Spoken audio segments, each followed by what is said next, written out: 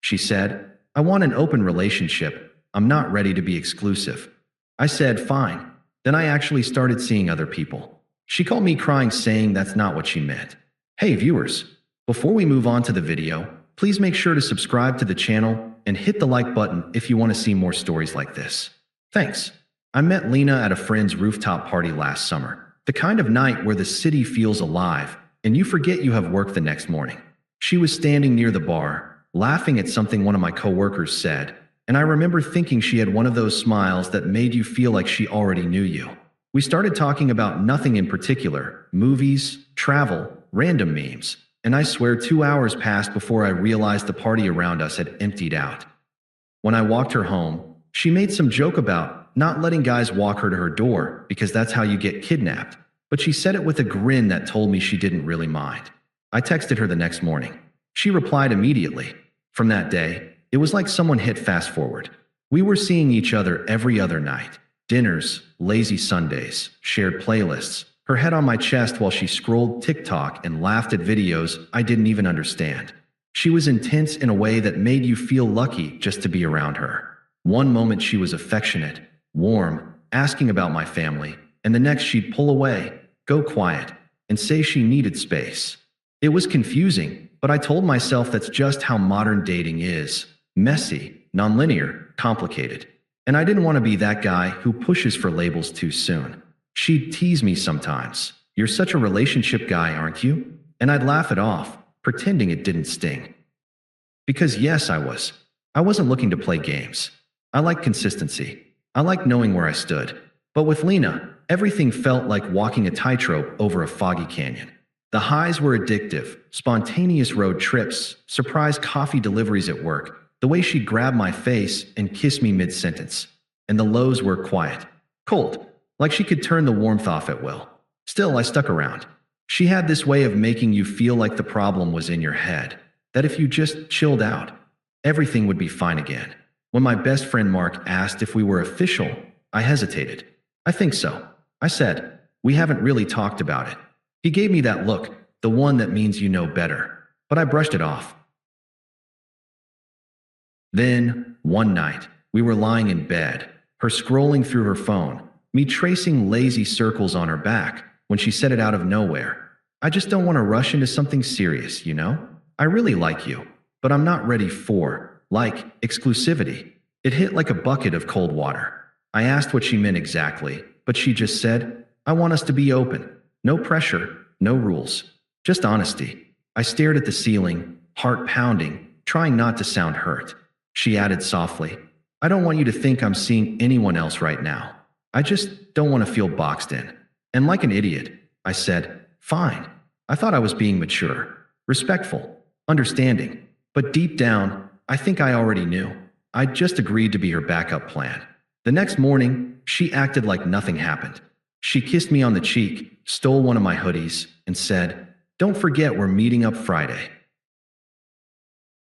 I remember standing in the doorway as she left, trying to decide if last night had been a conversation or a breakup I didn't notice happening.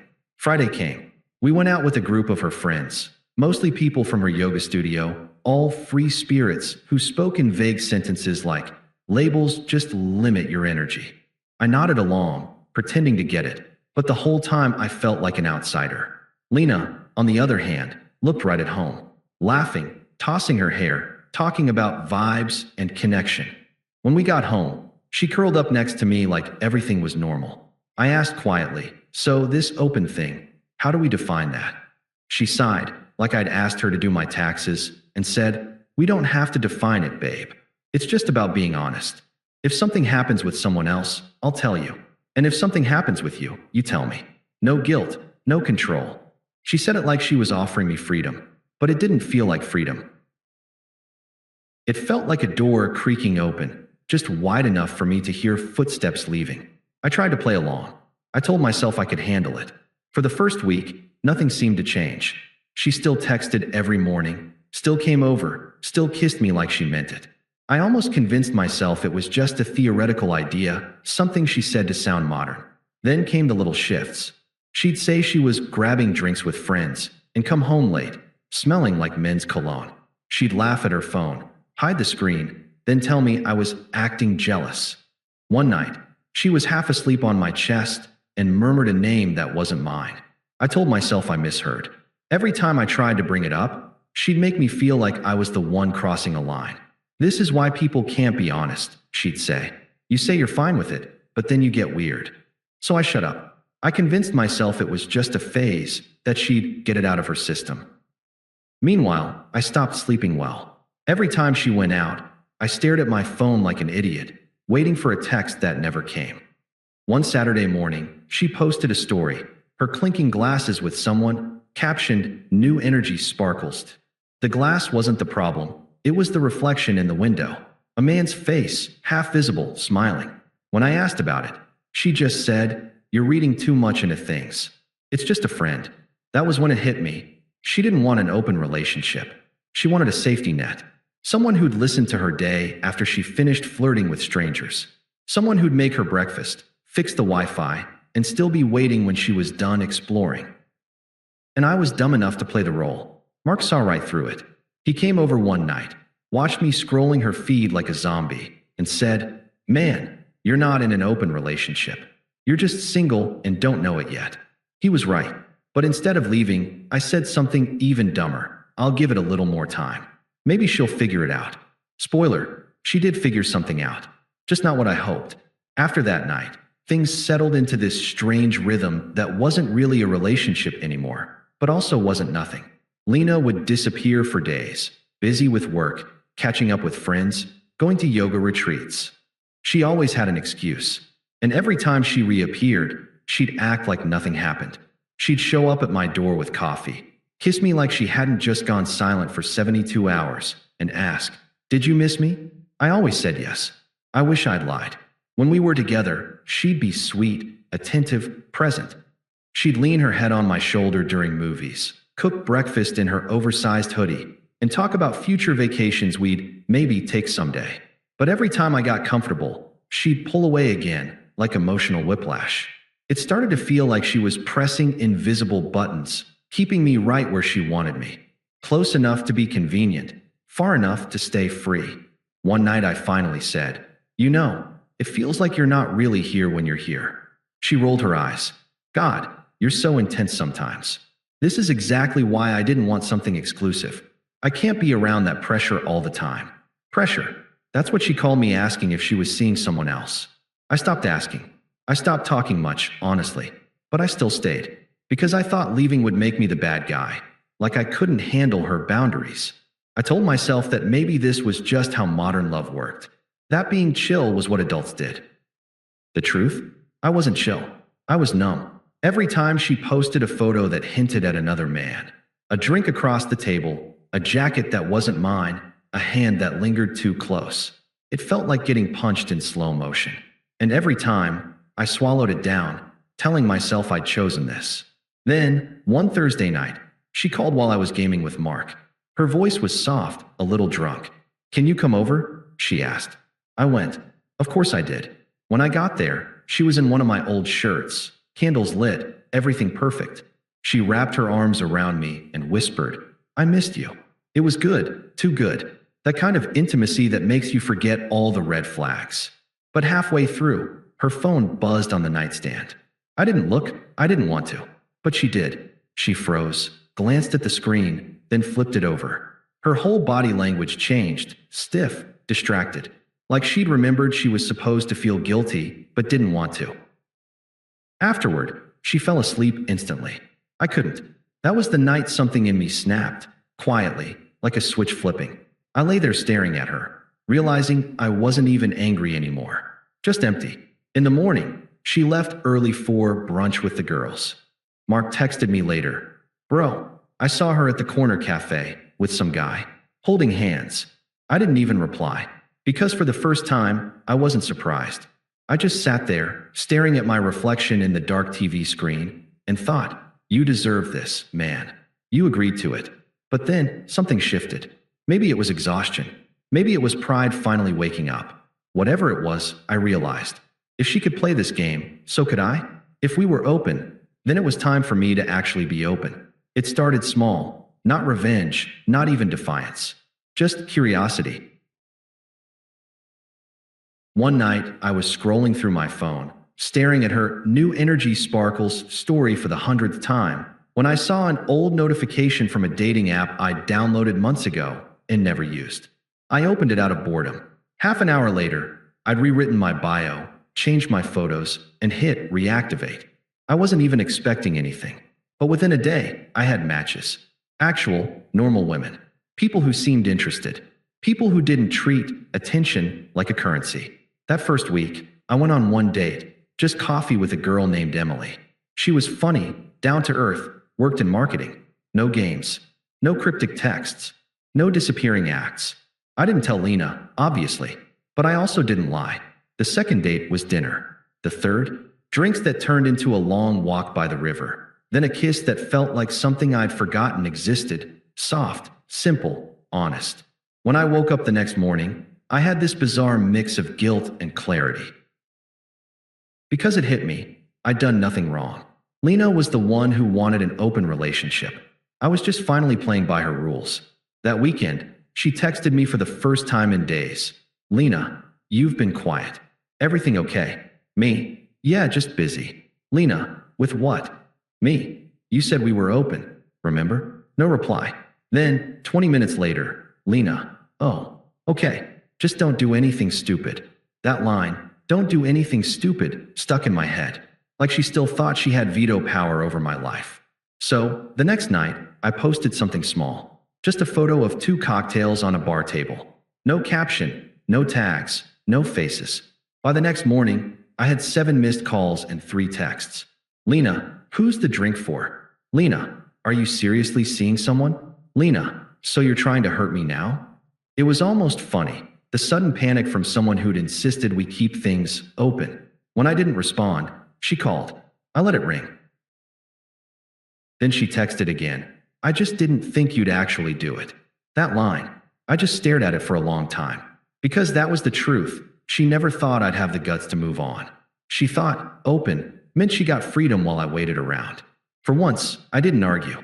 I didn't explain. I didn't justify myself. I just went about my day, gym, work, another date. Emily and I were laughing over pizza when Lena texted again. Can we talk? I ignored it, and the silence drove her insane. Over the next few days, she switched tactics, from guilt to nostalgia. Remember our first weekend trip? I still have your hoodie. I miss us. But the thing is, she didn't miss me. She missed being able to control the dynamic. She missed being the one who decided when and how we talked. For the first time since I'd met her, I didn't drop everything to respond. And the less I said, the more she tried. She started showing up to my place unannounced, just to talk. She'd bring my favorite snacks, linger at the door, ask who I'd been seeing. I told her politely, "You said we're open, Lena. I'm just doing what we agreed to." The look on her face, a mix of confusion and betrayal, said it all. Because suddenly, her own rules didn't feel so empowering anymore. When she left that night, she slammed the door harder than necessary. I just sat there on the couch, calm for the first time in months. It wasn't about payback, not yet. It was about peace. And for the first time, I had it. But peace has a way of tempting chaos, especially when the person who lost control isn't ready to accept it. And Lena? She was about to show me exactly how ugly hypocrisy looks when it's cornered. It didn't take long for the mask to slip. About a week after that slammed door, I was getting ready for work when my phone lit up with her name. I let it ring twice, then answered. She was crying. Not the quiet, sniffly kind, full-on sobbing, the kind where you can barely make out words. I can't believe you're actually seeing someone. You're just doing this to hurt me, aren't you? For a second, I didn't even know what to say. She was the one who demanded the open relationship, the one who told me not to be clingy, the one who went radio silent for days at a time. And now, suddenly, she was acting like I had betrayed her. I tried to stay calm. Lena, you said you didn't want exclusivity. You wanted freedom. I just took you at your word. But I didn't mean you. I meant, I needed time. I didn't want you to just go out and replace me. That word, replace, hit differently. Because it told me everything I needed to know. She never wanted to lose control. She wanted the freedom to explore while knowing I'd still be waiting in the background, ready to pick up the emotional slack when she got bored or lonely. And I'll be honest, a few months earlier, that speech might have worked on me. But now it just sounded pathetic. I said quietly, "You told me you wanted an open relationship. You can't be mad that I stopped pretending we were exclusive." She sniffled. "You're just doing this to prove a point." "No," I said. "You did that. I'm just living by the point you made." That shut her up for a second. Then came the classic pivot. Guilt. "You don't even care about me anymore, do you?" I didn't answer. Because the truth was, I still cared, just not in the same way. Not the self-destructive, anxious, bend over backward kind of caring. This version was colder, calmer, detached. The next day, she showed up at my apartment. No warning, just pounding on the door until I opened it. She looked wrecked. Puffy eyes, messy hair, wearing one of my old shirts like some kind of emotional costume. "Can we talk?" she said, voice cracking. I let her in. She paced for a minute, then blurted, "I just didn't think you'd actually do it. I thought this would make us stronger. I thought you'd wait." I almost laughed, not because it was funny, but because it was so on brand. "Wait for what, Lena?" I asked. "For you to figure out if I'm worth committing to? For you to get bored of everyone else first?" She didn't answer, just stared at the floor. Then she whispered, "I hate how much this hurts." For a second, I almost softened, almost. But then I remembered all the nights I'd sat there staring at my phone while she was out finding herself. All the times she made me feel crazy for wanting clarity. So instead, I said, "Yeah, it sucks. But that's what happens when you play games with people who actually care." She started crying again. I let her. When she finally looked up, she said, "Can we just start over? Please? I'll delete the apps. I'll stop seeing anyone else. I just want you." And maybe if she'd said that 2 months earlier, I would have melted. But standing there, watching her say it only after she lost control, it felt hollow. I said, "You don't get to ask for exclusivity after burning it down." She stared at me like she didn't recognize me anymore, like she'd finally realized the dynamic had flipped and she couldn't charm her way out this time. "Wow," she said finally, voice sharp now. "You've really changed." "Yeah," I said. "Guess that open relationship thing worked after all." She stormed out, slammed the door again. But this time, I didn't feel angry or sad, just done. Later that night, I got one last text from her. "You'll regret this." I stared at it, smiled a little, and replied, "I already did. For months. Not anymore." Then I blocked her. And for the first time in a long time, the silence felt good. Not heavy, not anxious, just peaceful. But I had no idea she wasn't done yet.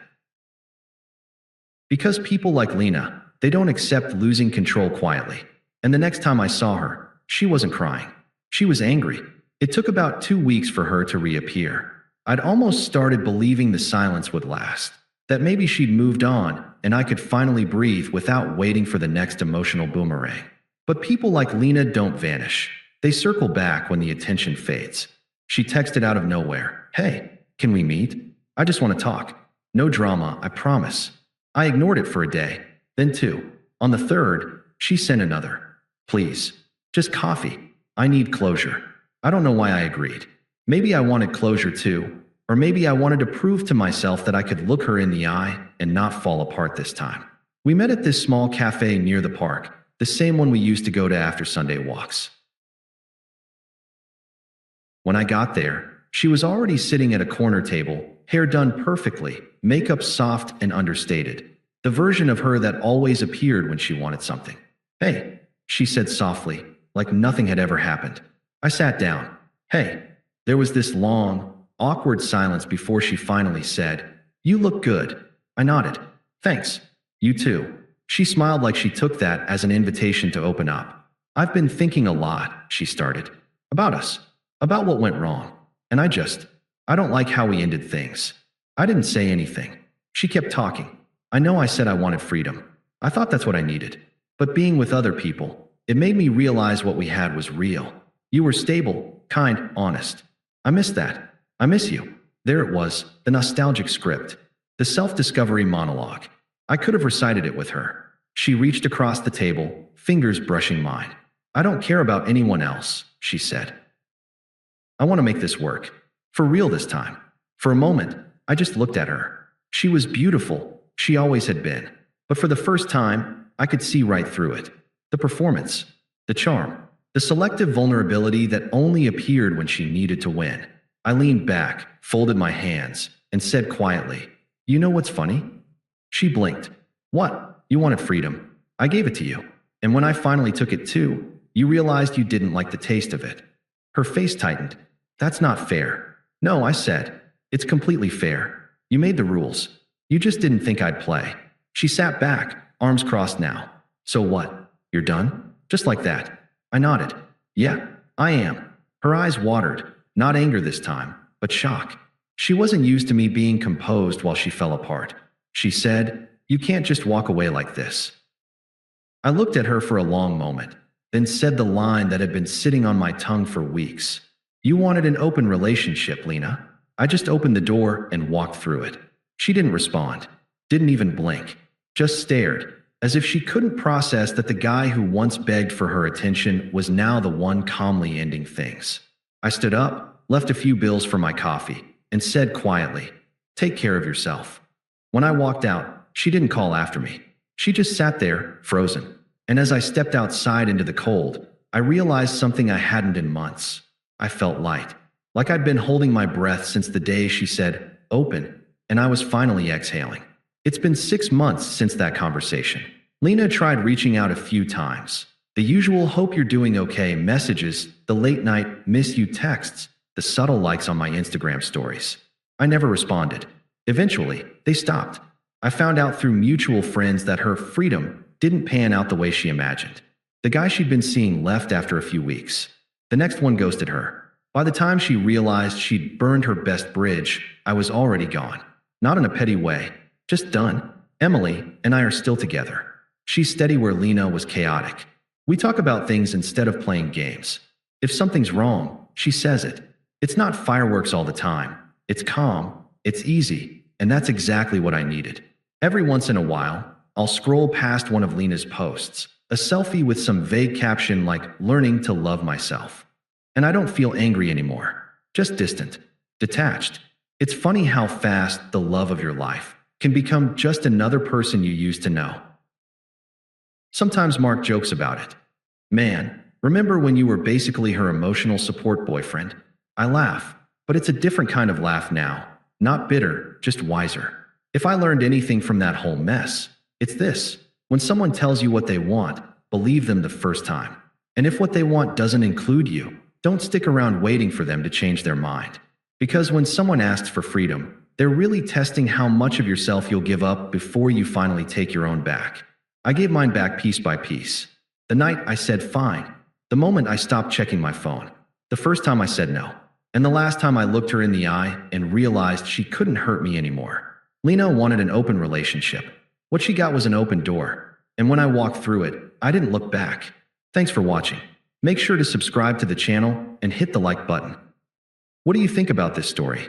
Share it in the comments.